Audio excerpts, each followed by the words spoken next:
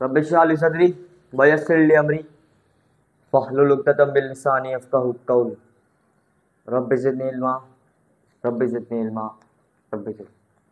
This is me Abdul Bari standing in front of you to give you a lecture on a physics topic, volume of liquid and the volume of a regular solid।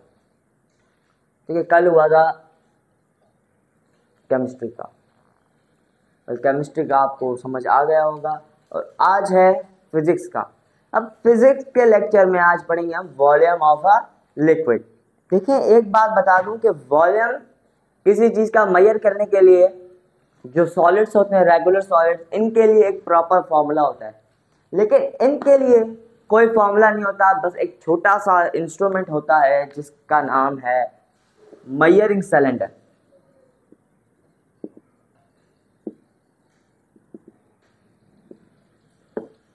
Measuring cylinder instrument है जो कि laboratory में खास करके use होता है किसी भी लिक्विड का मेजर करने के, वॉल्यूम मेजर करने के लिए। लेकिन इसके लिए भी एक टेक्निक होती है। वो टेक्निक कौन सी है कि देखें, एक मैं मेजरिंग सिलेंडर बना रहा हूं। अब ये एक मेजरिंग सिलेंडर है। अब इसमें एक वाटर, इसमें क्या है, इसमें वाटर प्रेजेंट है। अब मैंने वाटर उसकी क्वांटिटी कर दी यहां पर, मतलब इतना उसके अंदर वाटर प्रेजेंट है, इसके अंदर इतना वाटर प्रेजेंट है। अब यहां पर हो जाएगा 1 ml, 2 ml, 3 ml और यहां पर है 4 ml। लेकिन कुछ लोग गलती करते हैं कि जो मेजरिंग सिलेंडर होता है उसको यहां रखकर, जैसे यहाँ पर टेबल है, अब टेबल पे पड़ा है, अब उसकी जो नज़र होगी आई साइड, वो जो नीचे, मतलब नीचे जाएगी उसकी नज़र। लेकिन उसके लिए आपको मेजरिंग सिलेंडर को अपनी आइज के सामने प्लेस करना होगा, फिर उसको लेवल करके आपको देखना पड़ेगा कि इट इज़ अ राइट और रॉन्ग। लेकिन ये मिस्टेक ज़्यादा होती है क्योंकि मेजरिंग सिलेंडर जब होता है यूज़, तब उसकी जो मूवमेंट होती है वो वाटर की नीचे ज़्यादा होती है, ऊपर कम होती है। जब ऊपर करेंगे तो मूवमेंट कम आएगी, वाटर हिलेगा नहीं। वाटर नहीं हिलेगा तो उसकी जो मेजरिंग होगी वो बराबर होगी। अब जब वो बराबर होगी तब हमें मिलेगा एक correct value of a liquid, volume of a liquid. अब इसको मेजर किससे, मतलब कौन सा यूनिट इस्तेमाल होता है, तो इसमें ml मतलब मिलीलीटर, इसका यूज होता है मिलीलीटर, इसका यूनिट मिलीलीटर इसका यूनिट है जो कि यूज होता है किसी भी चीज को, किसी भी लिक्विड को मेजर करने के लिए। अब ये नहीं है कि हम वाटर ही खाली मेजर कर सकते हैं, हम लोग जूस भी मेजर कर सकते हैं, कोई सॉल्टी वाटर है, मिक्सचर है, उसको भी हम लोग मेजर कर सकते हैं। लेकिन इसके लिए आपको बता दूं कि कोई भी एक प्रॉपर फॉर्मूला नहीं है। इसकी खासियत ही यही है कि it doesn't contain any proper formula.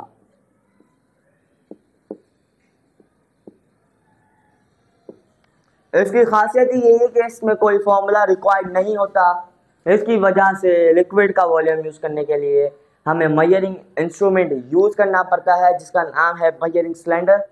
और लेकिन इसके लिए एक होता है, मतलब एक ट्रिक होती है जिसकी वजह से आपको सही वॉल्यूम, आपको मतलब मेजर करने में आसानी होगी, एक सही वॉल्यूम आपको मिलेगा। वो क्या है कि उसको सही लेवल से देखना पड़ेगा। अपनी आई साइड, अपनी आईज जो है, उनकी जो नज़र है वो आपको बीच में रखनी पड़ेगी। अब जब आपने बीच में उसके, जब एक पॉइंट होता है उसको कहते हैं मैनिक्वस, मैनिक्वस उसका लेवल होता है। देखिए, अब मैंने आई साइड उसकी यहाँ देखा, मैनिक्वस इसका है जहाँ पे वाटर प्रेजेंट होगा, आखिरी लेवल वाटर की जहाँ पे होगी, जब आखिरी लेवल है इस वाटर की 4 ml पर, तो इसका मैनिक्वस क्या होगा, इसका मैनिक्वस होगा ये 4 ml का लेवल, यही होगा इसका मैनिक्वस। और ये सब कुछ मेजरिंग सिलेंडर के अंदर ही यूज होगा। अब चीज आती है कि रेगुलर सॉलिड को कैसे यूज कर मतलब मेजर करते हैं। ठीक है, रेगुलर सॉलिड, इसमें से आपको कोई भी शेप आ जाएगी, जैसे ये एक, इसको रेक्टेंगल भी नहीं कह सकते, इसको रेक्टेंगल कह सकते हैं, इसको स्क्वायर भी कोई लोग कहते हैं कि स्क्वायर शेप है, लेकिन इसको रेक्टेंगल कहेंगे क्योंकि इसकी जो आपकी लेंथ है वो थोड़ी ज्यादा है, स्क्वायर की इतनी लेंथ नहीं होती। देखिए अब इसकी मैं वॉल्यूम ऑफ रेक्टेंगल, अब ये हो गई इसकी हाइट। अब मैं बोर्ड के कॉर्नर पर लिखता हूं कि ये है इसकी हाइट,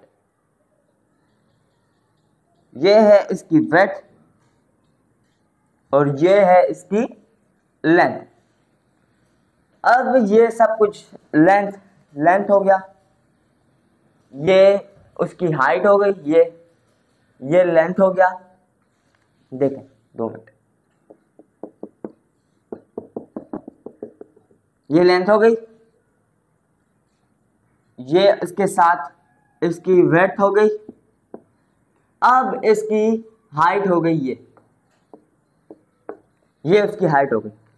अब length multiply by width multiply by height, that is known as a volume of rectangle. अब वॉल्यूम कैसे मालूम करें रेक्टेंगल का?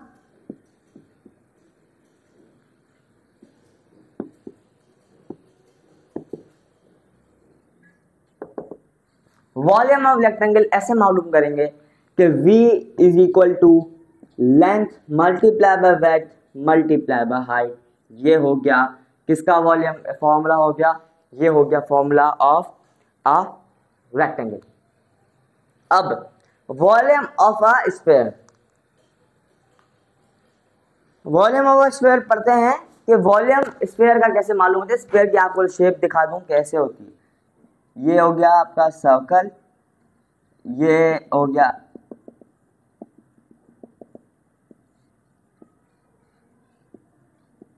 ये स्फीयर की शेप, मतलब half of a circle in non sphere.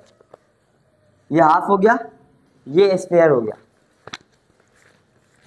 Volume of sphere हम लोग मेजर करते हैं 4/3 multiply by pi r cube. आपकी स्क्रीन के लिए अभी शो हो रहा होगा, फॉर्मूला शो हो रहे होंगे। Volume of sphere V equal to 4/3 pi r cube, volume of rectangle length multiply width multiply height, volume of a cylinder pi multiply by square multiply by height. देखें अब यही cylinder ले लेते हैं हम लोग, यही सिलेंडर ले लेते हैं,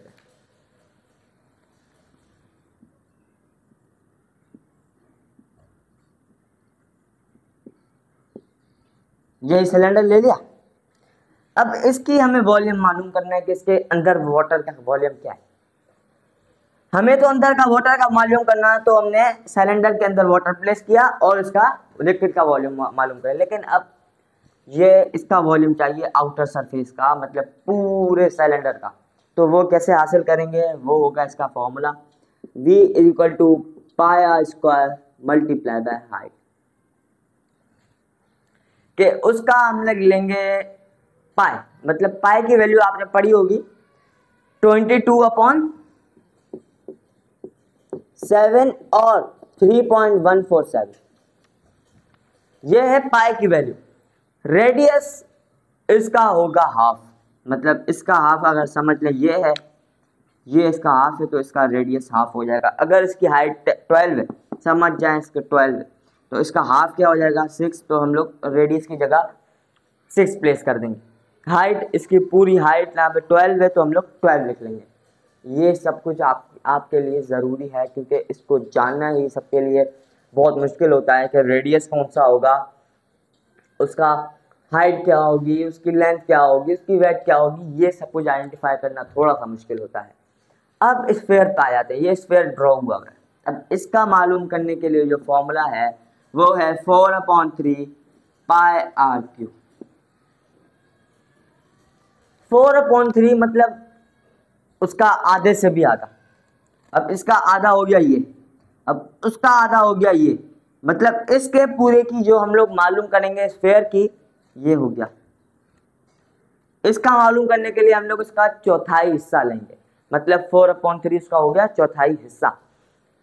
पाई की वैल्यू हम लोग मतलब फाइंड करने की जरूरत नहीं है, क्योंकि इसका वैल्यू होती है 22.7 या 3.147, तो उसकी वैल्यू भी लिख ली। रेडियस उसका होगा गिवन, बस जाके आपने वैल्यू पुट करनी। फर्ज करें यहां पे रेडियस गिवन है 2, फर्ज करें गिवन नहीं। अब हम लोग इधर ये स्पेस लेते हैं, कंज्यूम करते हैं।